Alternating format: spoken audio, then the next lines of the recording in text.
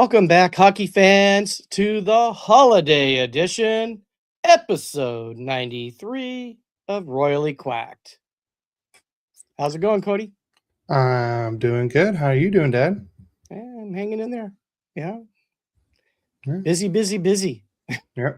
I'm ready for the holidays, as people can see. Yeah. Well, I'm remote. You're remote, I'm not. yeah. Yeah. Well, we're always remote, but I'm remote in Orange County this time. Yeah. So I don't have all my stuff. So this is You a have the borrow. main stuff. I borrowed a hat. Looks pretty good on me, I think. I Huh? I stole Santa Claus's hat, so I I'm sold. borrowing a hat too. I sold. I stole Papa's hat, or I actually asked to borrow it. I did Yeah. actually ask. So Yeah. All right. anyways, Before we get into Ducks and Kings news, I just want to shout out, friends of the podcast, Eddie and Kyle. Eddie does the Locked On LA Kings, and Kyle does the Locked On Anaheim Ducks. Remember, you got to add the Anaheim and LA because there are other sports teams with those names. The Sacramento Kings, Oregon Ducks. They have I always want to help out our fellow, friends of the podcast. They have what they call an everydayer club. You can sign up for it. It's $5 a month. It helps them out and stuff like that. And you get ad free podcast. I signed up. I actually like it without ads because like I said, I have so many podcasts that kind of helps go a little faster when you're listening, so that we can get through more podcasts. And but if you can't sign up for the $5 a month, I completely understand. But just go subscribe to their YouTube. Go follow them on Apple Podcasts, Spotify, whatever podcast platform you listen to, and leave them a rating and a review, and leave comments and tell them we sent you, and tell them what's up. I just want to help out Eddie and Kyle as much as we can because they've been so great to us. They have, and what two great podcasts! Absolutely, yes. We shouldn't be missing them at all. Yeah, and if you do, you can do like I do when I do miss them. You binge them. Yeah. So I've done that a few times. So anyways, you want to start off with Duck news, Cody? Yeah, we can go into Duck news. Let's knock that out. So Peter Mrazek, who had the lower body injury, has returned to Ducks practice to share the crease with Lukas Dostal. And as of last night, he was actually in the lineup because he had to play, but more on that later. But also next big news has to do the same thing. Is since Mrazek's back and Dostal's back, the Ducks have reassigned Ville Husso to the San Diego Gulls of the AHL, which is he didn't have to pass through waivers because he was up there on emergency loan. He played less than the 10 games. So that's why he got to go back without passing through waivers. So, and what a nice thing to have in case of emergency. Yes. To have a guy like Husso. I mean, that's incredible. I mean, we got Copley up, which I'm probably spoiling news already. So, but how dare you? Anyways, I thought he's played well. Cody and Gary sitting in a tree. From 223 CP3. Okay. That's on YouTube. So just so you know, we are father-son, so let's just get that out of the way. And both happily married. And both happily married, yes. Yes. Yeah, especially since my 5-year anniversary is literally tomorrow. That's true. Yeah. Hey, Frankie, my boys. Yeah. What's up, Frankie? I missed you, man. Yeah. It's always nice seeing Frankie pop up in the comments. Absolutely. And if you don't know, the biggest Yankee fan the world knows. And my son and my grandfather. Thanks, Frankie. Oh, that was hilarious. Anyways, all right. back to Ducks news. Well, actually, just a little shout out for Frankie. He's on our network with Mhm. a Yankee pod, or not podcast, but he goes live, right? Yeah. So, It's a Yankee podcast show. Yeah. you know, if Podcast, you're a big, we're a podcast. We go live. you know, if you love the Yankees, you got to check out Frankie. So, Mhm. because he always supports us, we want to support him right back, and He's trying to get us to join the Yankees. yeah, always doing Sorry, that. the only dark side I'm going to is this one. Okay. Just saying. Oh, we love you, Frankie. Yeah. Anyways, back to Duck news. Back to Ducks news. Ross, the boss Johnston, sets a new career high in points with 8 points. Ross did this in just 32 games. So it's crazy that his high career points is 7, but he just hit 8 after just 32 games. Well, he went from the human traffic cone to Ross the boss. He did. I tried to been very good. So yeah. Sober as a duck on Instagram. I did see that. That's literally in my notes. I have a couple things left, and then I did see that. So I will get to that. Yeah, Frankie says he does the ESN in the afternoon and my personal baseball show, Frankie the Yankee Show. Because they have the afternoon show on the ESC, Elite Sports and Entertainment Network, every weekday at 11 a.m. Pacific time and 2 p.m. Pacific, or Eastern time? Is that 3 hours? I don't know. My math. yeah, that's 3 hours. Okay. All right. And then I'm not trying. It's a done deal on us being Yankee fans. Just right. get a smile from Frankie. Yeah. Leo Carlson is the fastest player in Anaheim Ducks history to reach 40 points to start the season since Teemu Selanne did in 2006-2007. I wonder why that's such an important year. Makes me like, I'm really has me like, why is that such an important year? I'm not gonna say it. But no, like I said, Leo's been fantastic this year. We got more comments. Love you, Cody and Gary. They're from Vicky Dilbeck. And we also got Frankie. Yeah, it is 2 p.m. Eastern time. Thank you. I'm so not used to the whole East time, West Coast time, because I'm just trying to focus on Pacific time because I've been a SoCal boy my whole life. And then Vicky, I love your channel, Cody and Gary. Thank you. We love you. Yes. So we got some good news for the last two. We got one good news and one bad news. So we'll start. We'll start with the bad news. This is the one that just came in, the one that Sober as a Duck just talked about on Instagram Live. Frank Vetrano has been fined $5,000, the maximum allowable under the current CBA, for his actions against Jason Robertson last night. And I hate to say it, I would say it's a deserved fine. I didn't like what he did. I get why he did it. It was a little too late in the game to do that after a score, and we'll talk about more of that later. But yeah, I would say I can see why he grabbed the visor of Jason Robertson and smushed his face, kind of like his face down on the ice. I can see why he got the fine. I'm not shocked. Let's just put it that way. And then let's end the Ducks news with some happy news.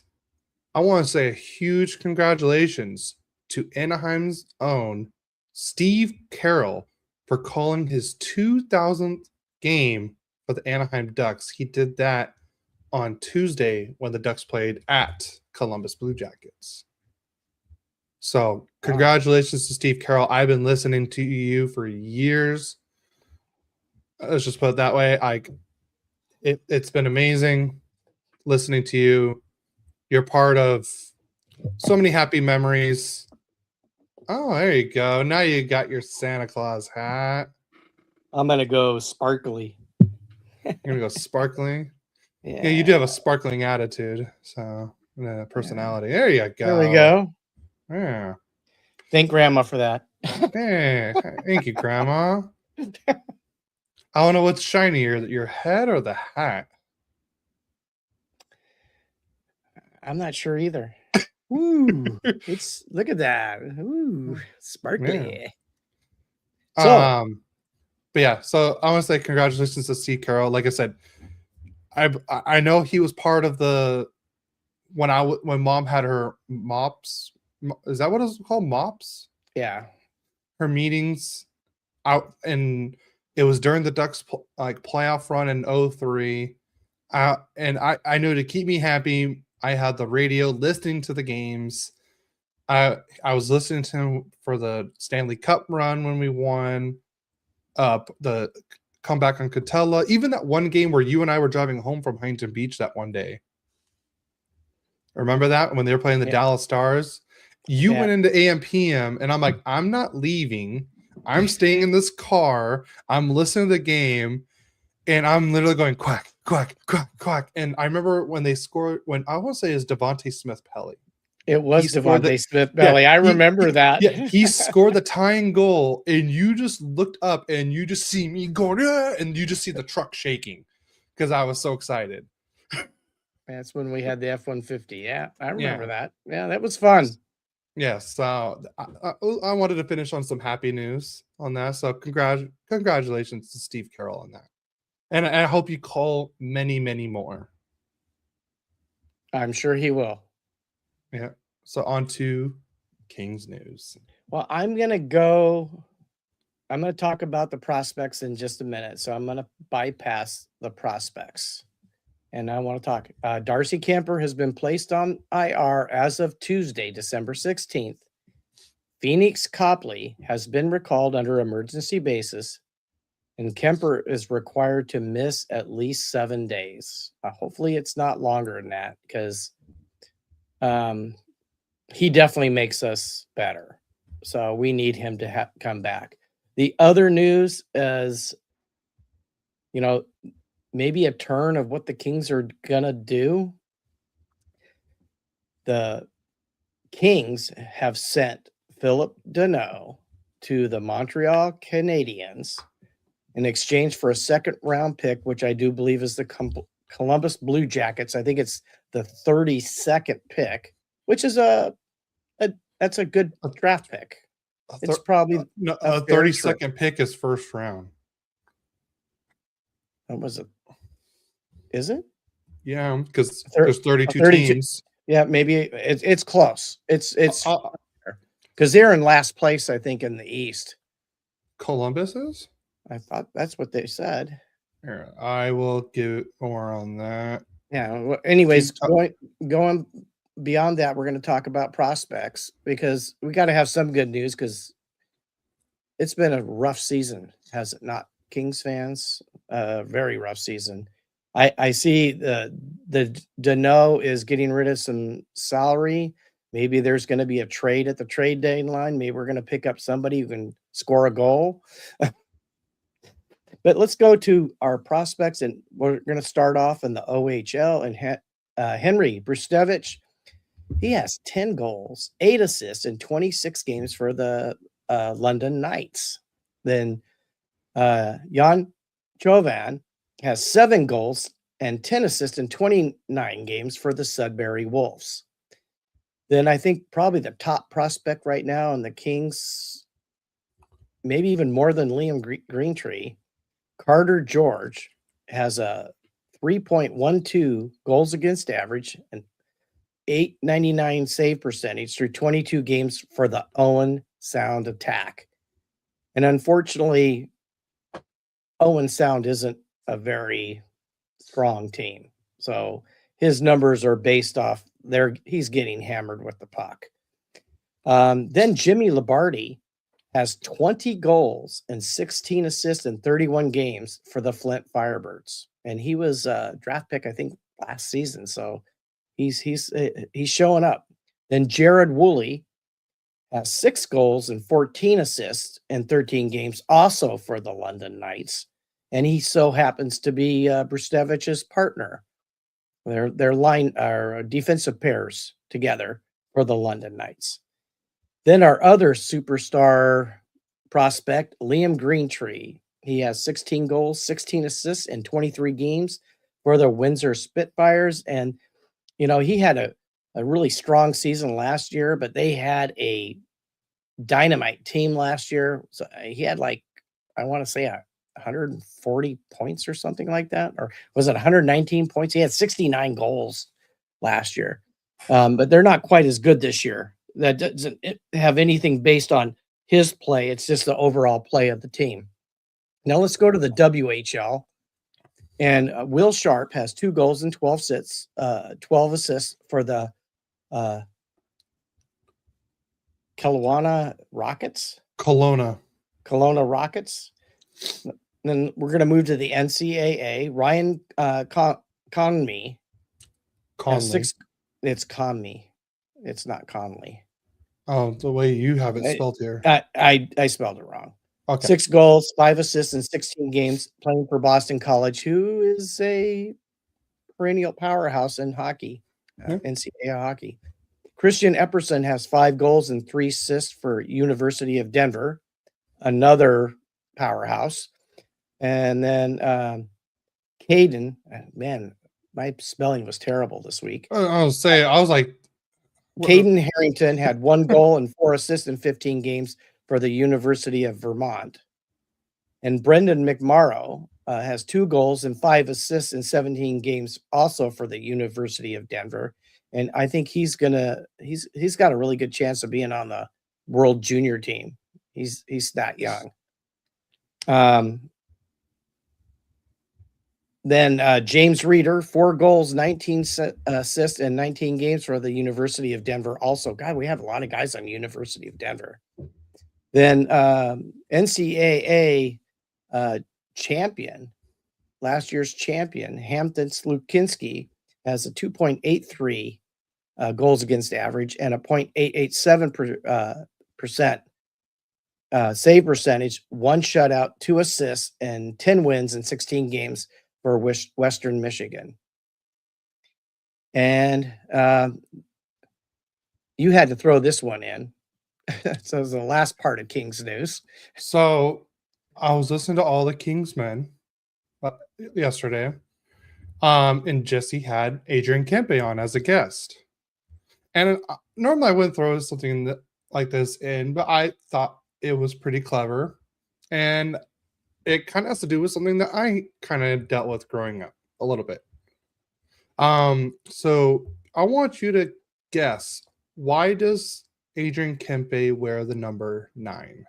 Since I haven't listened to that episode, so I have not heard it. I'm assuming because he was, one of the little bit taller kids that played hockey. It has nothing to do with height, weight, or hockey, actually. I don't know. So it has to do with a soccer player. So he's a Liverpool fan. So, and I know the soccer player who I'm going to talk about next, because he was also a Chelsea player. And the reason why he chose number 9 is because his favorite player was Fernando Torres. And he wore number 9. So interesting. Yeah. So that's why he chose the number 9, is because Fernando Torres was number 9. I thought it was I liked it. So, I mean, he was I wouldn't say a Chelsea legend, but he did play for Chelsea. If he was a Chelsea legend for missing that wide open net against Manchester United years ago, but I don't remember that at all. So, but all right, was that it for King's News? That was it for King's News. Before we get into league news, so someone has been listening to this podcast and hasn't been telling us, because on Mayor's Manor, he confirmed that the Kings and Ducks will play a color rush game on January 16th. Cool. So About we're time. gonna see orange versus black at the crypto.com arena on January 16th. I think they should do it all the time. I agree. I 100% agree, because I hope they do it the next day, because I think our friends and me, Christina, and a couple friends, we're going to try and go to that January 17th game at the pond. I So I hope they do it there too. I would assume they're going to do that. So, and I feel like I kind of started this in a way, because didn't I not say this before the season started, that teams needed to do this more? You did. So I want credit. It's out on social media. I posted the clip. I know it's out there. So, and they, it all started with that Rangers Red Wings game, and then I think, was it last week or the week before, they did the Rangers and Blackhawks game. And I want to see this more. I mean, wouldn't it be so sweet to see Detroit versus Toronto? I mean, you can even do red and blue. Yeah, like Tampa Bay versus Florida would be a good one too. Yeah. I mean, like I said, all the California teams, every matchup's going to look fantastic. Orange, black, black, teal, orange, fantastic. Yeah. I agree. I mean, you can do the Flames versus the Canucks, fantastic. The only, like Minnesota and Dallas, it wouldn't work that way. Yeah, too much green. Too much green. So, but I mean, you can do Dallas and Chicago, Dallas, and I mean the Blues. Maybe, I don't know if it's going to clash a little too much with the green and blue. Yeah, we'll have to. Yeah. But I just hope, if Winnipeg does make the playoffs, I hope they choose to wear their whites at home for the whiteout. It's such a great thing that they do that there, but they don't wear white in it. I don't understand that. So I'm happy that this is going to happen. It's going to look amazing on the ice, and the NHL's like, just wear whatever uniforms you want as long as they don't clash. Like, you can't do Ducks versus Flyers, orange versus orange. It wouldn't work, obviously. So, all right, on to actual league news. You want to go first, or you want me to go first? I don't care. All right. As been rumored, the Pittsburgh Penguins are being sold to a Chicago-based investment group led by David Hoffman for, they were saying, between $1.7 and $1.8 billion, and that was per Pierre LeBrun. The team was under ownership of the Fenway Sports Group, who actually owns Liverpool. So, little callback there. And they own the Penguins since late 2021. Fenway Sports Group also owns multiple franchises like Liverpool. I know they own somebody else. I just can't think of it at the top of my head. They bought the Penguins for $900 million in 2021, and they pretty much doubled their investment in less than 5 years. That's pretty good. Yeah. So, on to the next bit news. The Canucks have signed forward Max Sasson. Yeah. To a 2-year deal worth $1 million AAV. Yep.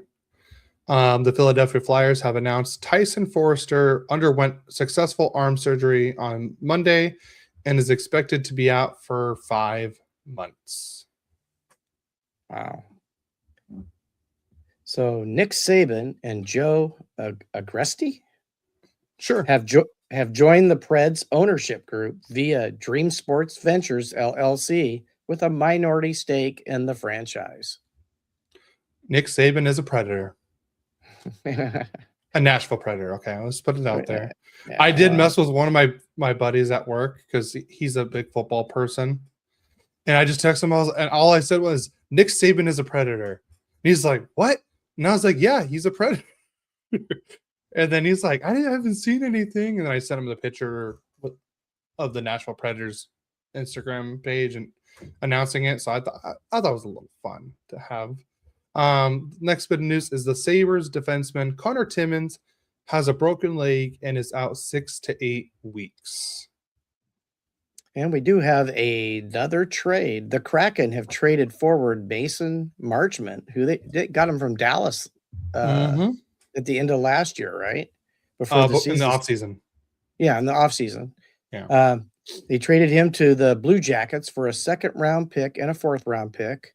The second-round pick is Minnesota's, and the fourth-round pick is the New York Rangers. I'm kind of like a little shocked about this. I knew Marchment was probably on the trade block.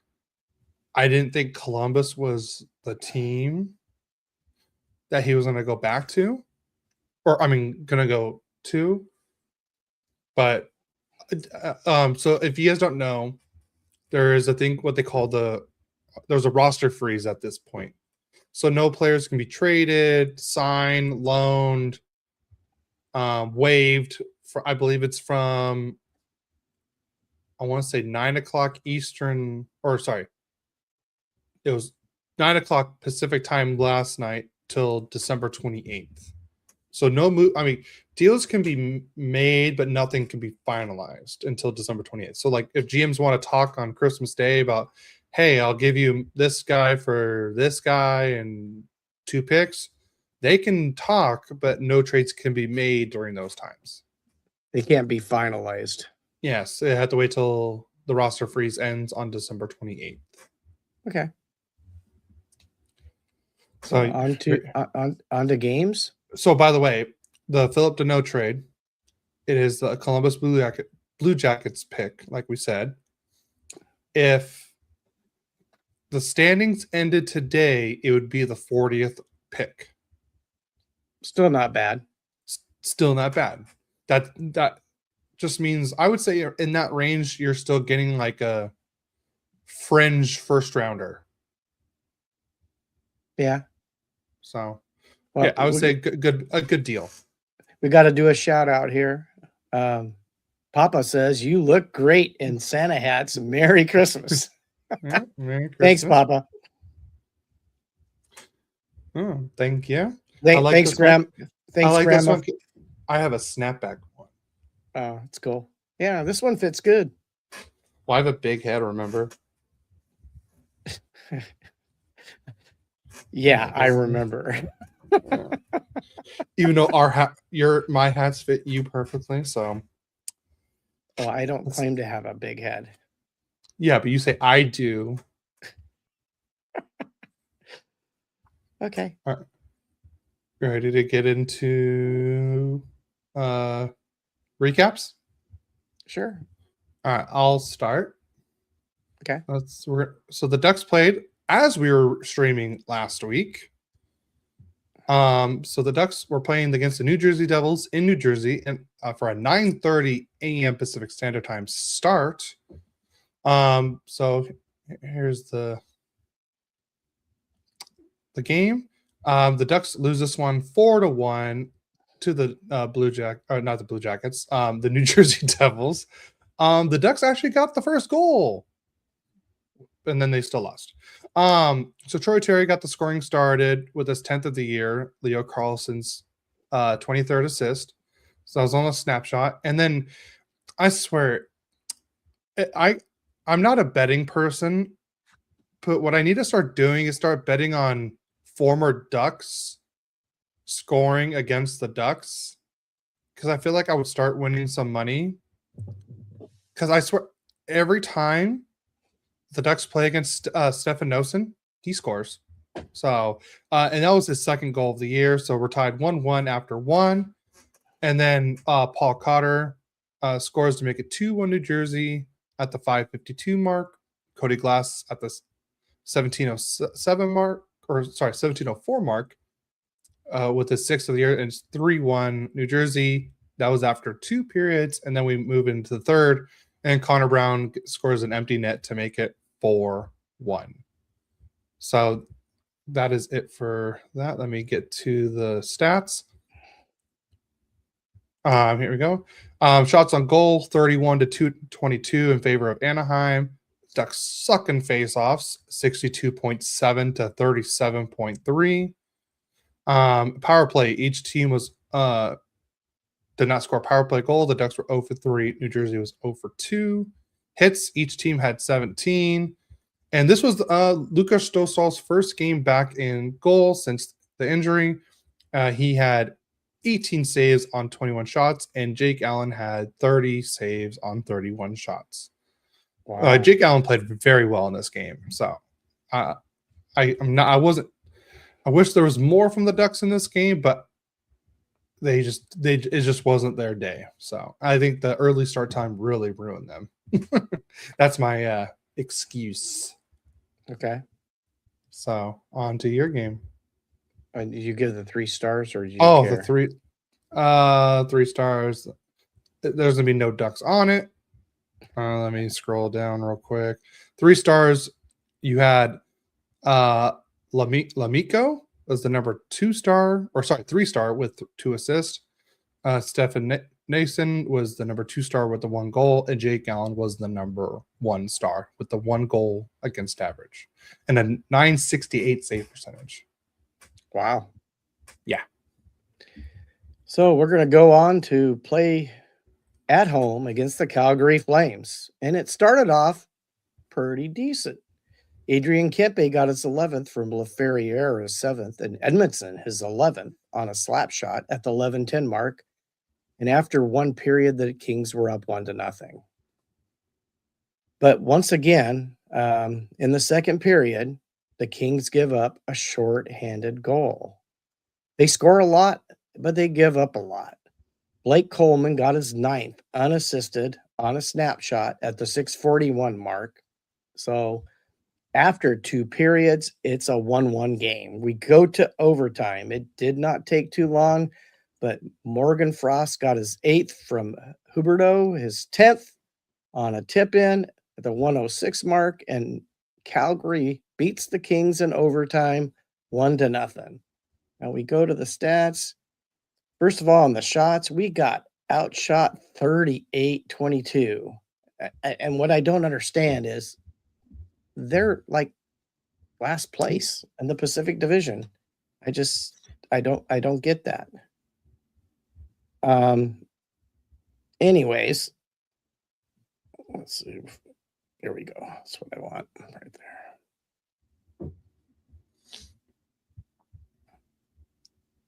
Well, actually, I don't have it. But anyways, you got it up there. What are you looking for? Just all the other stats. But you got it up here. Face-offs, we won 52.9% to 47.1. We were 0 for 2 on the power play. They were 0 for 4. But we were more like 0 for 3 because we gave up a shorthanded goal. And without that, we wouldn't have lost. We had 13 hits to their 12. Kuemper had 36 of 38 saves. Dustin Wolf, 21 of 22. And I don't have my second screen, so What else do you need? I was going to look at the 3 stars. All right, I have the 3 stars right here. The number 3 star was Dustin Wolf with not even a 1 goals against average. He had a 0.98, a save percentage of a 955 for the number 3. Darcy Kuemper was the number 2 star with a goals against average of 1.96 and a save percentage of 947. And Morgan Frost was the number 1 star with the game-winning goal, pretty much. I can do your 3 stars if you need me to. Okay. Well, I usually have everything up from the website, and I have it on my tablet, and it doesn't give me the same stuff. Yeah. So on to your next game. On to my next game. So the Ducks go to the Big Apple, and it's a big return for not only just 1 Anaheim Duck, but 2 Anaheim Ducks, because it was their first time playing in Madison Square Garden since being traded to Anaheim. So both Jacob Trouba and Chris Kreider got a little tributes. I would say Chris Kreider was definitely a lot bigger because he was there a lot longer. So let's go. Here's the score, and I'll talk about the game right now. So right now, let's see. Jackson Lacombe got the scoring started on a shorthanded goal. That was his fifth goal of the year. Paling and Trouba with assists. That was Paling 7th of the assist and Trouba's 10th assist. And that was at the 7:18 mark. And then at the 16:18 mark, Matthew Robertson scored his second goal of the year. I would say I was almost right on predicting a shutout this game, because the reason why this was a goal, it was a very, I would say, a weird play, I would say. I'm going to try and see if I can pull it up. I can see why they called the goal. I still think it was a high stick play that made the goal. But like I said, they reviewed it, and Dostal did hit it into the net. But I still think that the Rangers player tapped it, and then Dostal is the one that like really put it in. I'm trying. Oh, here we go. Let me see if I can share the screen real quick, so I can pull this up.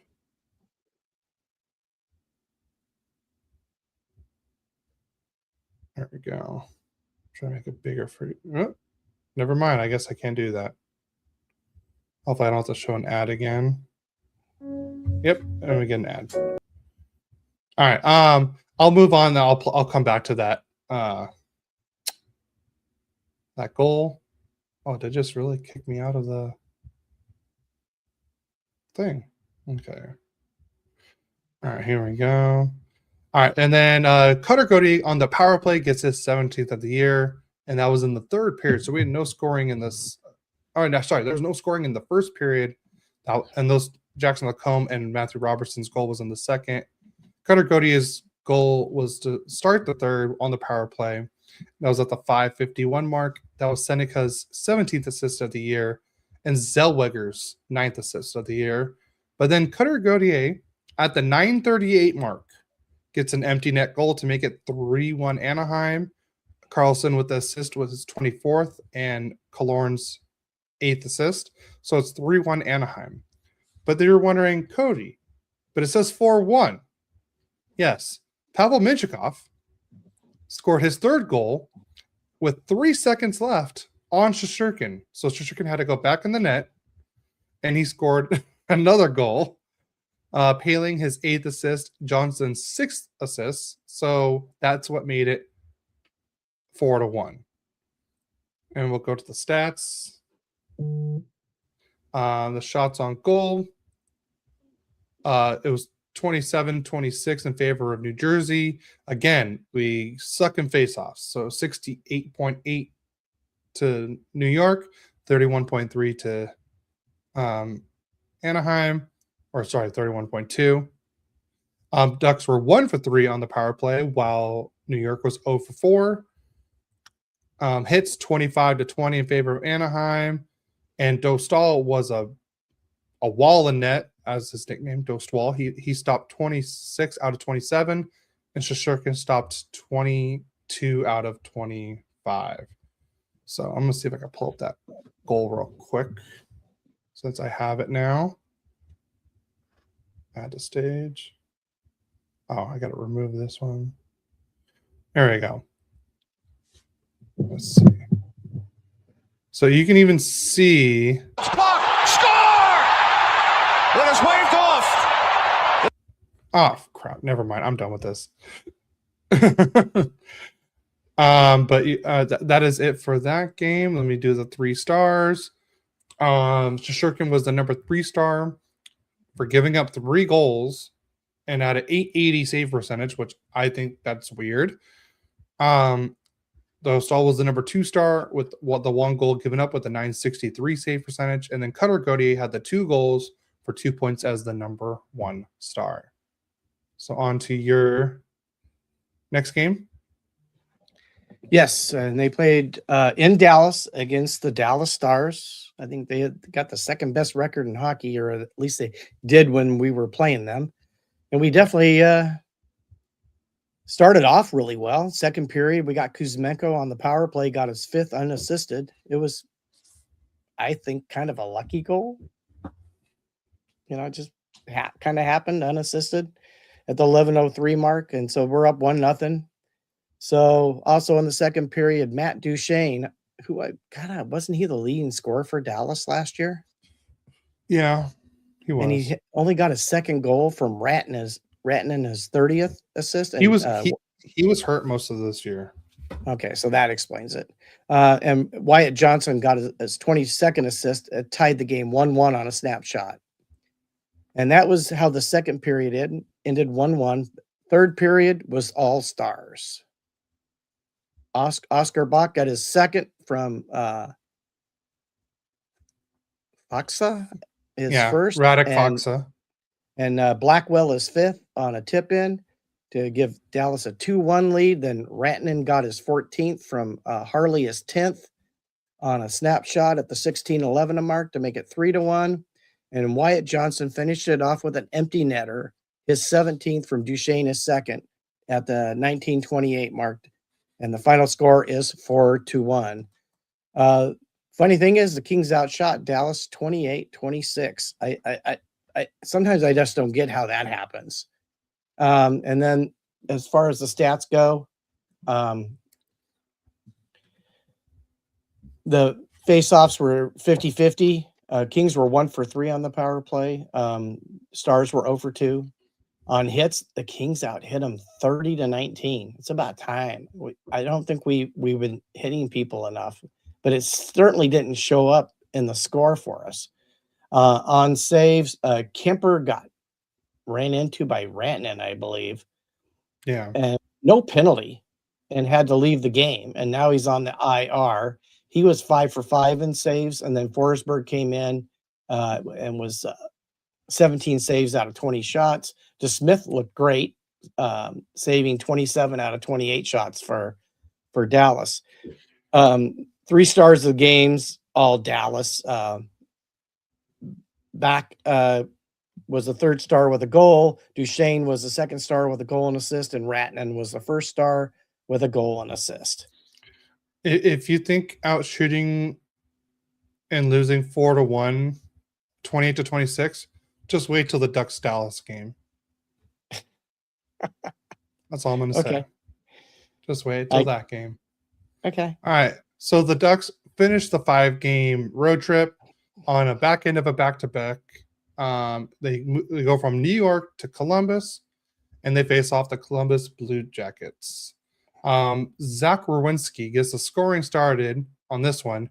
The Ducks just let him walk right to the slot and gets a nice shot.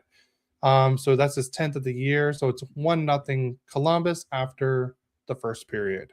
And then Ryan Strome gets on the board with his second goal of the year. It was Painling's 9th assist and Ian Moore's 3rd assist. So now we're tied 1-1 at the 3:35 mark. But that tie didn't last long because Zach Rowinski again gets his 11th of the year at the 3:59 mark. So 24 seconds later? That's great job on keeping the tie. And then less than 30 seconds later, Boone Jenner scores and make his 5th of the year to make it 3-1 Columbus, and that was at the 4:18 mark. So it's 3-1 Columbus, but luckily Michael Granlund gets his 4th of the year, Vetrano's 2nd assist of the year, and that was at the 5:29 mark. So now it's 3-2 Columbus, and we go into the third. And I cannot tell you what a great shot this was by Lacombe. I'm gonna try and see if I can pull this one up for sure. I'm not gonna play the full thing. I'm gonna just try and play this part. So what you want to watch for is number 2 right here, where my mouse is. So he has the puck. He goes behind the net, and look. I don't know if you saw where he shot that from. Let's see. I'll play it one more time. So Moore gets it here to Granlund to Paling, goes over here. Watch where he shoots it. He shoots it right there. He banks it off of Jet Greaves' mask into the net. That was a pretty shot. It was a very pretty shot. I don't know how he did that, but he ties it up. We go into overtime, and the Ducks had their chances in overtime. They did. And then the Columbus Blue Jackets go on to change. So Adam Fantilli goes in. It's literally 3 Ducks versus Fantilli, and Fantilli scores. Like, how does that happen where Fantilli's only Columbus Blue Jacket in the offensive zone against 3 Ducks, and he scores? And that's the overtime winner. The Ducks lose 4-3 in this game. This was Steve Carroll's 2000th career Anaheim Duck game that he called. I would say the game was great. I'm glad we did a comeback. I was actually the Mighty Ducks Club actually had the watch party at Noble Ale Works for this game. I couldn't attend because I didn't get off work till 4:00, and I live in Temecula. But I did hop on. I don't know if anyone's familiar with the Halos in the Infield. They're an Anaheim Angels podcast. They were doing a live stream of this game, and I was able to hop on the live stream. He allowed me to hop on, and we were talking all things Ducks, and we're watching the game. Of course, it just sucked because when they were watching it, I was literally almost a full minute ahead of them. So I knew what was going on before they even knew what was even coming. It was kind of funny. I was making fun of them on the YouTube chat most of the game on that. All right, but now we'll go into the stats on this one. All right, the Ducks barely get outshot 28-27. And again, the face-offs, bad. 57.7 to 42.3. The Ducks were 0-for-4 on the power play. Columbus was 0-for-2. Hits were even at 20. Billy Husso played in this one. This was going to be his last game before getting reassigned back to San Diego. He stopped 24 out of 28, and Jet Grieve stopped 24 out of 27. And we go to the 3 stars. Boone Jenner was the number 3 star with 1 goal, 1 assist. Fantilli was the new number 2 star with the game-winning goal, and Zach Werenski was the number 1 with 2 goals, 1 assist for 3 points. And then you want to talk about your next one? Yeah. Florida, yes. Once again, we start off okay. We get the first goal. And what I don't get, just to be honest with you, Kings fans, Joel Armia, who is supposed to be a defensive player for us, gets his 8th goal on the power play from Clark, his 10th, and LaFerrier, his 8th, at the 13:39 mark to put the Kings up 1-0. He has twice as many goals as our number 2 center does. Does that bother anybody else? It bothers me. Well, I know it bothers me, and I'm just, oh my God, it's like we get lucky to score a goal is really what's happening. It's just so sad, and frustrating for Kings fans. I know I got a guy that I work with that's a big Kings fan, and he's frustrated like I am, maybe even more so. Anyways, so after one period, the Kings are up 1-0, but in the second period, at the 2:14 mark, Anton Lundell gets his 11th from Ekblad, his 10th, and Samakovic his 13th to tie the game on a tip-in. Then, just 5 minutes later, Carter Verhaeghe gets his 11th from Petrie, his 7th, and Marchand his 17th on a wrist shot, and Florida is up 2-1 going into the third period. Then Sam Bennett in the third period, 10 seconds in, gets his 11th from Marchand, his 18th on a deflection, puts him up 3-1. Then I don't know if anybody saw, the third, towards the end of the third period, Fiala got his 12th unassisted on a deflection. And I mean, you talk about a generous deflection. It's like, I think it like hit him in like the leg and just flew right by the goalie. I mean, there was no intention to shoot it or anything, but he got a goal. So we got a lucky goal for our second goal and end up losing this game 3-2. We were even on shots, 29 apiece.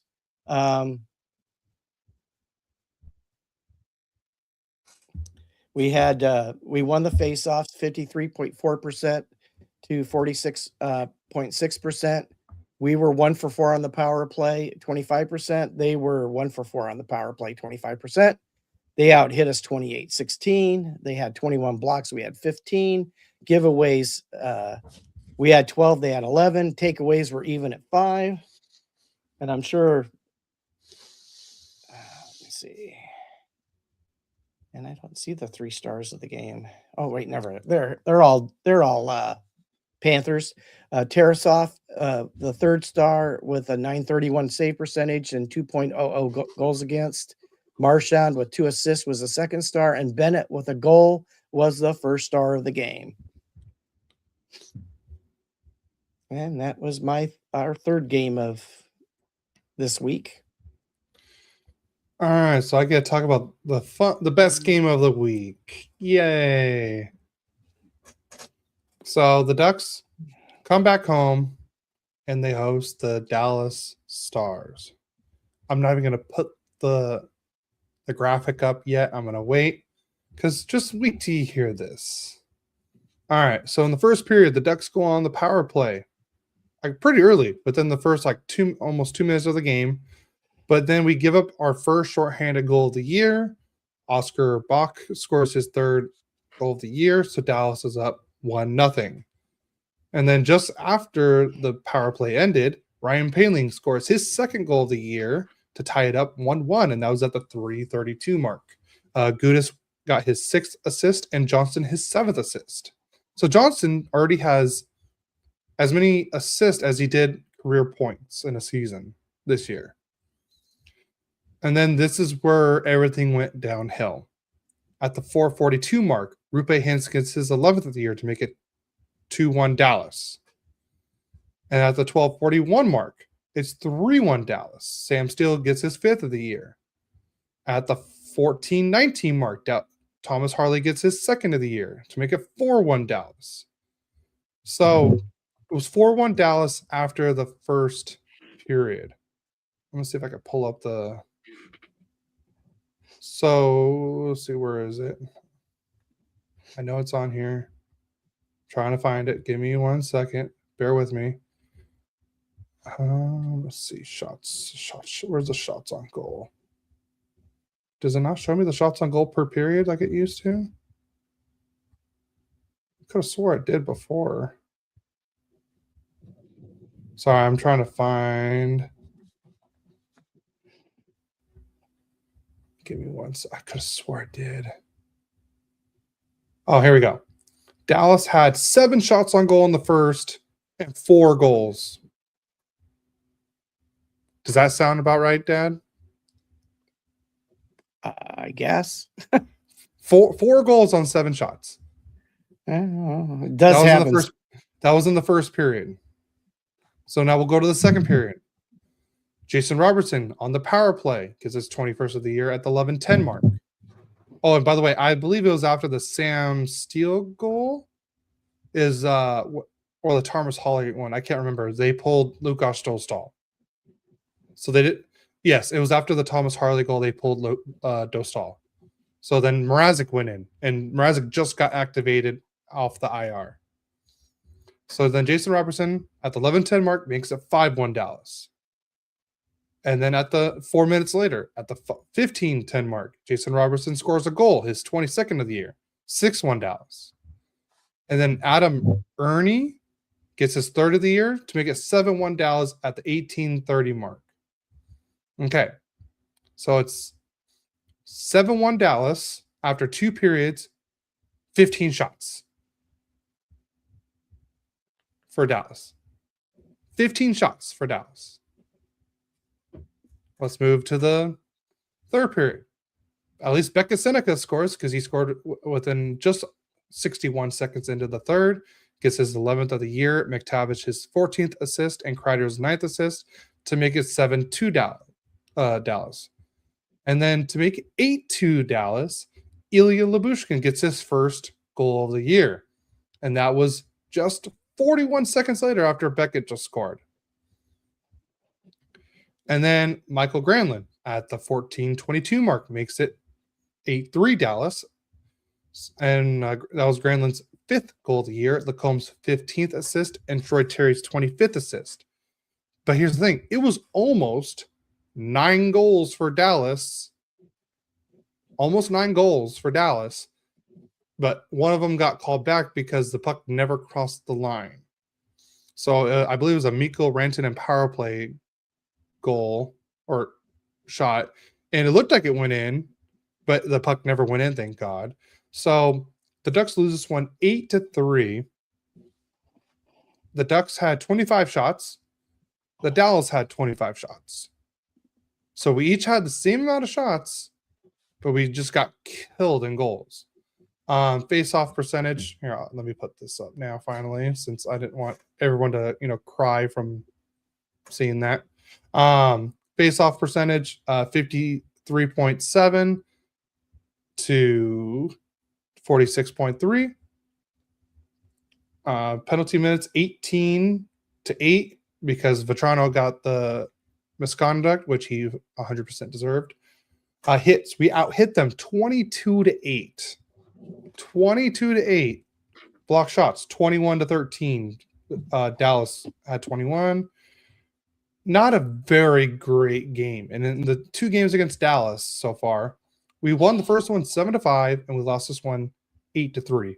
In 2 games against Dallas, we've given up 15 goals. We can't be giving up goals like this. It's not good. Like I said, Dostal got pulled early. I would say around halfway through the first period.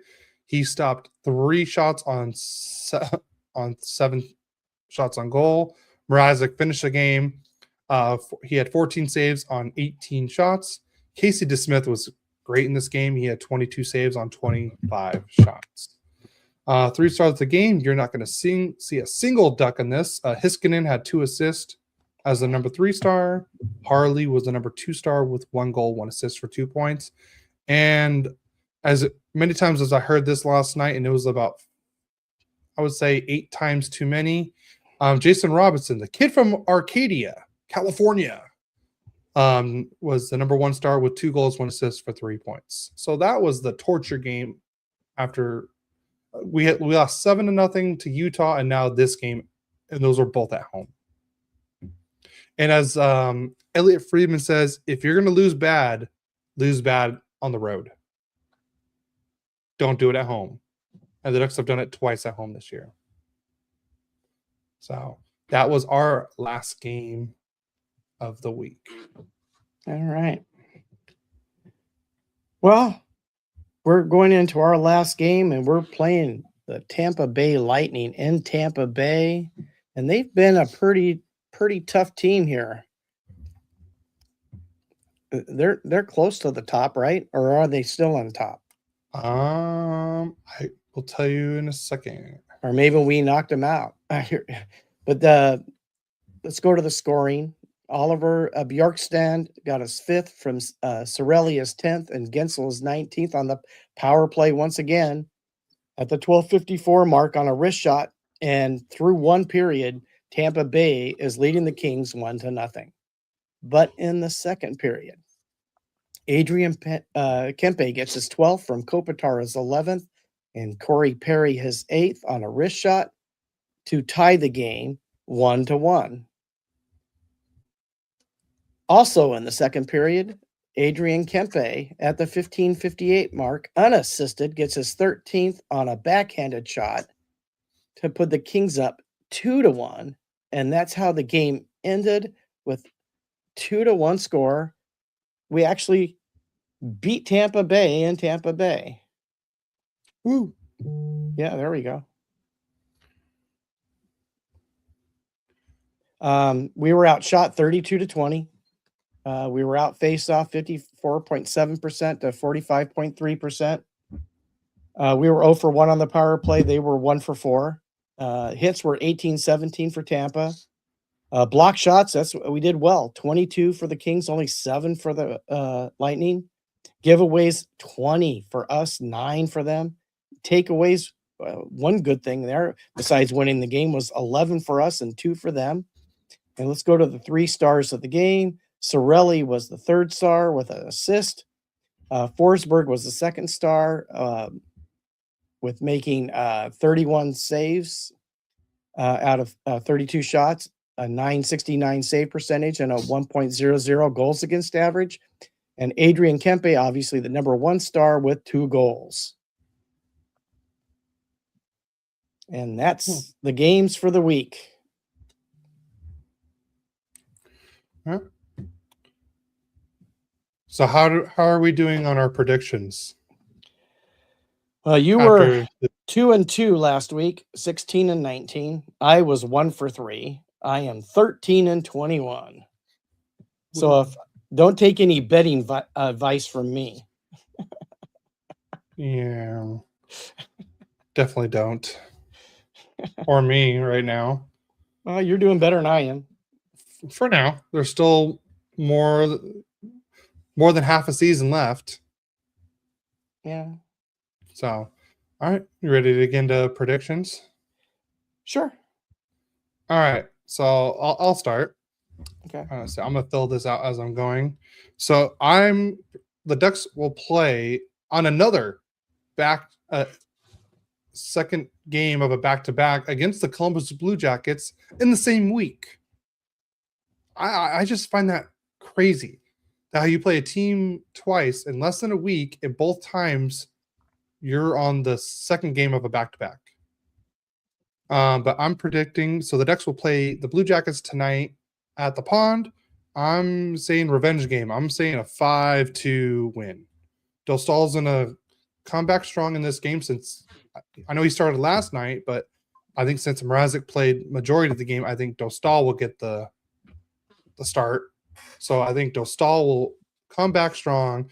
Quenneville's going to kick him in the rear and say, what the hell happened last night? We can't play like that. Get it. You guys need to start playing like you did at the beginning of the year. So 5-2 win. Then the Ducks will host the Seattle Kraken before the Christmas break. That'll be on Monday. That'll also be at home. And I'm predicting also another win. I'm gonna say a 4-2 win for Anaheim on that one. And then Saturday is the big game. Ooh. The Ducks will head over. It's such a far travel too for the Ducks. They head over to LA and play at the Staples Center. And I'm gonna say the Ducks win out this. Or no, no. I'm gonna say the Ducks lose this one 3-2 overtime. So I'm on the Ducks Kings game. I'm gonna say the Ducks lose 3-2 in overtime. Wow. Okay. Yeah. All right. So I got the Kraken. Hey, Blue Jackets coming up. Kevin's in the chat. Yo, fellas, hope you had a good week. Not after bad, after the Rams game Thursday, and then last night's Ducks game. No.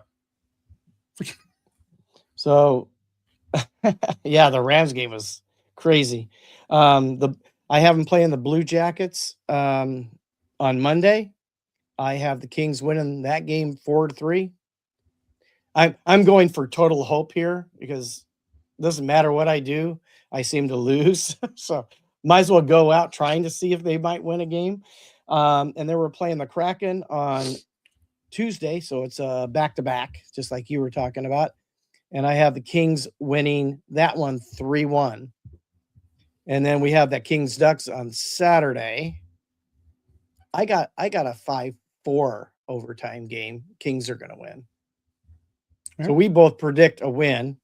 I didn't put it in the notes overtime, but it was just like the last time they played overtime. It was 5-4 Ducks, I believe, right? Overtime.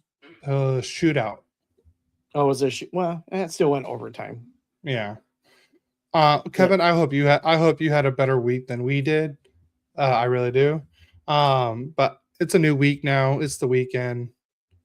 So now we're gonna do our Dear Santa wish list. So everyone in the chat or people that are listening to this, later on audio or watch it later on YouTube, I want you to let us know what your wish list is from Santa for the Ducks and Kings. So if you're a Ducks fan, I want you to tell me what you want from Santa for the Ducks. And if you're a Kings fan, we want you to tell us what you want from Santa for the Kings. So, Dad, I see you already got yours on there. I'll let you go Yep. first. Okay, so my wish list is anybody who can consistently score besides Adrian Kempe. That's my first wish. Okay. We play most of the time good enough defense to win games. We just can't score. And I think our second leading scorer, I want to guess, I think it's Armia. And he wasn't even supposed to be a goal scorer. So that's my first wish. We need to get some scoring. Maybe that's what the whole Danault trade's going to do. It's going to lessen up some money for us. Maybe when the trade deadline gets close or after this pause in trades that we have during Christmas happens, maybe we can make a trade and get somebody who can score some goals because we need somebody. And then just a clear direction. Where are we going? Is this just like a minor shove out, bring somebody else in and try to still win? Because, I think we're a wild card playoff person right now. I mean, maybe with the win against Tampa moved us up again. I've been not wanting to look at the standings just because to me it's a lost season.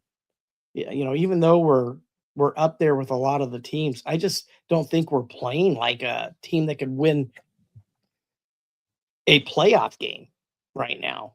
So you guys would be playing Vegas in the first round. You are the number one wild card right now.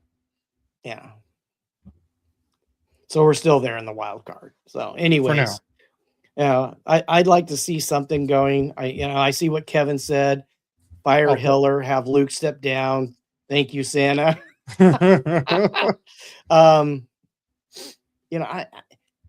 Hiller, yeah, I'm not sure about Luke, but then again, he's responsible for the whole team, right? Because he's the president. So we'll see what happens with that. I think we need to get rid of Hiller, bring in somebody who can do something, make Kevin us has competitive. a question. Can you imagine this Kings team winning 4 out of 7 against a playoff team? No. Honestly, no. We're not consistent at all. And one is you have to score to win. Yeah. I mean, basically the most goals we scored this last week was what? 2? Let me look. No, I take it back. 3. Yeah, 3 was the most we scored, I think. Let's see. What does it say? No, 2 against the Panthers. You had 2. No, the most you scored was 2 this week. Yeah, you lost 2-1 to Calgary, lost 4-1 to Dallas, lost 3-2 to Florida, and you won 2-1 against. Yeah, so Tampa. 2 goals. You're not going to win playoff series with 2 goals. And I think you did all your scoring the week before with the 6-0 over Chicago, the 4 goals against Utah, and then the 2 goals against Seattle. Yeah, we still lost that Seattle game though. Yeah. So that's where I'm at. My dear Santa for the Ducks is I want us to start scoring like we did in the beginning of the year. I know it's hard, but I feel like that team was a lot more fun to watch than the team we're seeing right now. I want us to, I wish we got a defensive defenseman. My wish list is we trade one of Truba or Gudis, one of the two, and get an actual defensive defenseman, like a top 4 defensive defenseman to play with Lacombe or to play with Zellweger. I prefer someone to play with. I prefer a top 2, so we have one to play with Lacombe. That's 1, and 2 as I want. Our power play is not producing like it was before. I would like our power play to start like at least producing close to what we were doing before. I'm not asking. I'm just asking for average power play because right now we were one of the top power plays to start the year, and game by game we're getting worse and worse and worse. Jay Wilcroft's like offensive prowess was looking very good, and then it looks like now Newell Brown's running the power play again. So that's I would say Ducks we need to make an NHL trade. Get a defensive defenseman, someone that could play with Lacombe. Like I said, and we need to get rid of one of Gudis or Trouba. I want Ian Moore in the lineup every game. I think he's been one of the best consistent defensemen. And Gudis or Trouba need to be gone. One of them, one of the two. And I have a question. I have a question for you, Dad. Sure. So, with Kopitar retiring at the end of the season, now should the Kings change their system and not be as a heavy defensive-minded team, but kind of add a little bit more offense to it after this? So maybe, I the way things are going now doesn't seem like Hiller would be coming back. Yeah, do you guys go for a more offensive-minded coach than defensive-minded to help with this offensive woes? And do you think that would help with someone like Fiala and Byfield and company? And I forgot who else is there. I'm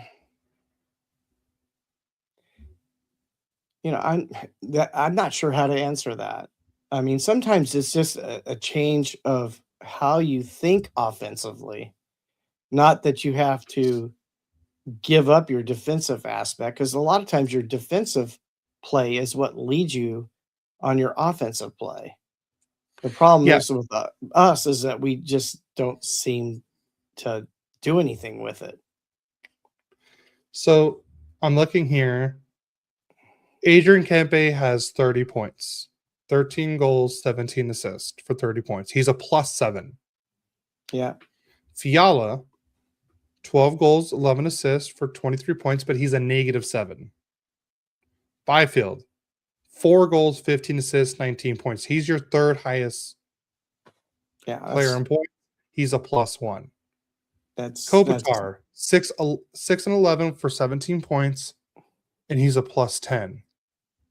And then Joel Armia, who's supposed to be a fourth line player for you, is 5th in scoring with 8 goals, 7 assists for 15 points. He's a +5. And then your other supposable fourth line player, Corey Perry, old man Perry, who's 40 years old, 7 goals, 8 assists for 15 points, and he's a +4. So Kuzmenko is 12th. He has 9 points. Fogle, 6 points. Turcotte, 6 points. Like, I feel like the Kings need, and here's what Kevin said. I think it's hard to create a more offensive Kings team with what we've done to the blue line. I wouldn't necessarily say that's true because Brant Clark's he's an offensive defenseman. We all know Doughty could be. Dumoulin is not a bad defenseman, and CC, I'm not as familiar with his game. And Anderson is someone that you could easily he could be the more defensive minded person for the offensive guy. Like, he could be the Devon Taves to Cale Makar. Like right now with Quinn Hughes and Faber. Quinn Hughes is the offensive person and Faber's going to be the more defensive minded. Right. I think the Kings need more of that. Like, that's what I'm saying with the Ducks. We have the offensive guys on defense. Now we need the defensive guys on defense. That's what we need more. Like, you have Brant Clark, and I think he's going to be a fantastic offensive defenseman for you. but he should not be your 8th leading point scorer. Armia and Perry should not be number 5 and 6. And your supposed number 1 center next year only has 4 goals and 15 points. Or 15 assists for 19 points. I feel like the Kings system needs to change, do a complete 180. Seems like you guys are great on the defensive game. And if you move to a more offensive system, you still have all the players that know the defensive part of the game, which they're good at. But maybe they be better offensively. Yeah. A change of coaching philosophy, ways to maximize the offensive talent that we have, because we so much are fired up to play defense that I think we give up a lot of our offense. And it's going to make me wonder, because right now, if you had to ask me, Byfield's a bust. I mean, it's the second year in a row. What? I'm like, you heard it here first on Royally Quacked. He might go by like he did last year in the second half and have a great second half. But if he's going to be that number 2 pick they expected him to be, he's got to have a better first half if he's going to keep having these good second halves. And is it because he's playing so much defense that his offense is lacking? So I don't know. It's interesting. I like to hear what other people have to say about it. Yeah. I mean, you look at Leo Carlson, he's younger than Byfield is. Yeah. And look at him. He's got 40 points. Byfield's got, what'd you say, 19? 19. He's got 21 more points. Let's see. I'm gonna pull up this. Yeah. I saw what Kevin he's now looking like he's regressed. Yeah. So Carlson has 41 points, 17 goals, 24 assists, and he's also a +10. And Carlson's playing on both power play and penalty kill as well. He has 3 power play goals and 2 shorthanded goals. Yeah. Because right now, like here, Cutter, he has 18 and 18 for 36 points plus 13. Troy Terry, 10 goals, 25 assists, 35 points. So let's see how many. Where'd it go? You got at least 3, maybe 4 players that outscored any King. Yeah. So our top 3 would be your top 3. Kempe would be number 4 on our list. Of course, looking it back at this year, I wouldn't tell you that would have happened. But let's see. Fiala's number 2 with 23 points, and he would be Becca Seneca has 28 points, and Becca would be number 4. Kreider is number 5 with 22 points, because it drops after 23 points, and then Quentin Byfield's 19 points. Let's see. Leo should be in conversation with Celebrini and Bedard. Byfield belongs in conversations with Marco Rossi. A swing and a miss with the 2nd overall pick. I think Celebrini's on his own level right now with what he's doing. So, like I said, there would be, let's see, 1, 2, 3, 4, 5, 6, 7 Ducks over 20 points. And 2 of them one of them is a defenseman. And you guys have just 2 players that are over 20 points. I mean, Byfield's 1 point away from having 20 points. So I feel like the Kings need to go to an offensive-minded coaching system. Get rid of all the coaching staff. Let the new coach, like pretty much what the Ducks just did this year. You put in Quenville, you let him get his people, you let them do their system, and see how it goes from there. But the thing is, where do the Kings go from here after this? Like, you're losing the best king of all time. Yep. Kempe's probably on his way to be, could possibly be one of them, just without the cups. True. Fiala's a great piece, but he should not be probably your second or third best player. I like Fiala. I wanted the Ducks to get him at that time. So I can't say like I don't like him. I wanted the Ducks to get him. But Byfield needs to step it up. But after that, like, who do you really have after that? Like forward wise. Well, is Turcotte now they're saying Turcotte's now the 3C. Is Turcotte a 3C? Well, I know Hellenius was going to be a 4C this year. Yeah, if he plays, he'll be a 4C. Defensively, I think Turcotte is. Offensively, I'm not sure.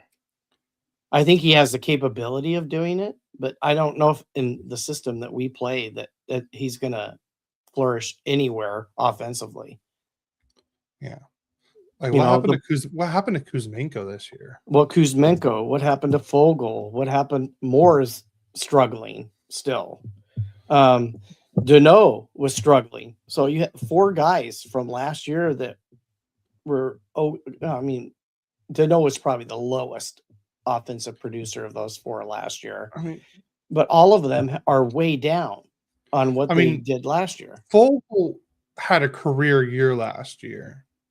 Other than that, I would say on a full year, he had 15 points, 30 points, 20 points, 26 points, 28 points. Yeah, the last year in Edmonton, he had 41. Last year, he had 46 with the Kings in his first year. And right now, in 26 games, he has 6 points. So, yes, it's down, but it's almost about what he's been averaging. But then again, nobody on the team is scoring. Well, and he's been on scoring teams. He was with Edmonton, 26, 28, 41. Carolina, they're not as much they're more defensive minded, but they can score too. And he had 30 points and 20 points there in 15, or 15, 30, and 20. Yeah. Kevin just said that Moore needs to start scoring too. He's been one of our best players recently, and even he can't score. It seems like it's like an epidemic of a disease that the Kings have, that scoring just doesn't happen. So I'm not watching any Kings games. Are they just not shooting? Are they just not getting the right shots on goal? Is the forward lines just not clicking? Like, what is it that you're seeing? Well, what I have seen is when they are clicking, especially like when Byfield's clicking, he seems to hit the post or the crossbar more than he hits the net. Yeah. He's had quite a few. I want to say at least 7. And 4 goals in this many games for a guy who's expected to play like he's supposed to is weak. And it's like he hasn't scored very much here lately, because he was close to a point a game at one time. So, anyways, I think I'm done with this. Let's see. Is this for this year? I'm kind of curious. Oh, that's not what I meant. I wanted post, not that. Is this it?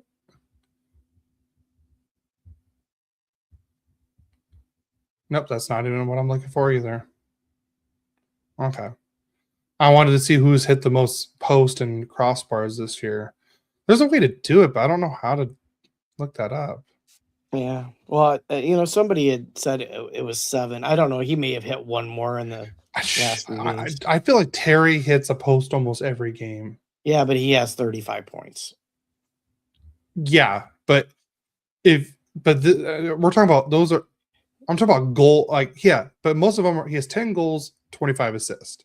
He has Still, 35 points. But if you can imagine, if he doesn't hit the post, he would probably have, I would say, maybe 15 goals, so another 5 points. Because I would say goalies could have saved, or he could have missed the other way. Like in the Mighty Ducks movie, he's like, I missed scoring a goal from like just 2 inches this way. Then Charlie's like, well, if you hit 2 inches the other way, you miss the thing completely. So, yeah. Well, at least he has 6 more goals than Byfield does. yeah. And Byfield's supposed to be the 2C or possibly the 1C. I mean, I think he's still growing and getting better at things, but offensively, he just doesn't seem to. He struggles in the first half of the season every season. Yeah. So that needs to change. Yep. That needs to change. Or what are we doing? Are we blowing it up and starting over? Maybe with like Kempe and a few. I don't know. Well, I hope you guys figure it out, because what the Ducks getting better. It hasn't looked like that as much lately. I wanted to see the California Gauntlet again. So I do miss where teams would come into California and they're like, oh crap, like they have 3 games in California, and they'd be lucky to walk away with like 1 or 2 points. Of course, for years they were walking away with at least 4 points for the longest time. But I remember, like, before the Ducks went on this downward, it was teams were lucky to walk away with 1 point at all against the Sharks, Ducks, and Kings. Yeah. And I want to see that again. I'd sure like to see some offense. So, but you ready to get out of here? Yeah, I'm ready to get out of here. I know Kevin just said that even with the issues, I think they're a good coach and a working power play away from so much better. I love your positivity. I unfortunately right now just don't have that. Because it doesn't seem like they're going to make that coaching change. Yeah. And I think people are starting to stammer for it. So we'll see what happens. But I am ready to get out of here. We want to wish all of you a very Merry Christmas. And Happy Holidays. And we will see you see you and talk to you in a couple days after Christmas. So, everyone, please don't forget to like, subscribe to our channel, hit the like button, please. We appreciate it. Remember, you can follow us on all social media at Royally Quacked. Also, we're on all podcast platforms, so please hit the download button, share it with your friends. Everyone's doing holiday travels, and hey, download it and you can listen to it on the plane or on the car ride and enjoy hearing us complain about our Ducks and Kings and and stuff like that. So what was I gonna say? And please also leave a review and a rating if you like us. I will read the reviews on the live stream when we get one. So like I said, if you have any Christmas wishes, please, if you're watching on YouTube, put it in the comments. If you're listening on Spotify, you can put it in the comments there. If you're listening on Apple Podcasts, come over to Instagram and you can DM me what you want there. Or since we just started this new thing, you can now text us. Here's the number right here on the screen. Text us what you want from Santa for the Ducks and or Kings. We had one more. Even Kevin says Merry Christmas. Thanks, Kevin. Merry Christmas to you too. Yeah, Merry Christmas to you, Kevin. So you can text us here at this number.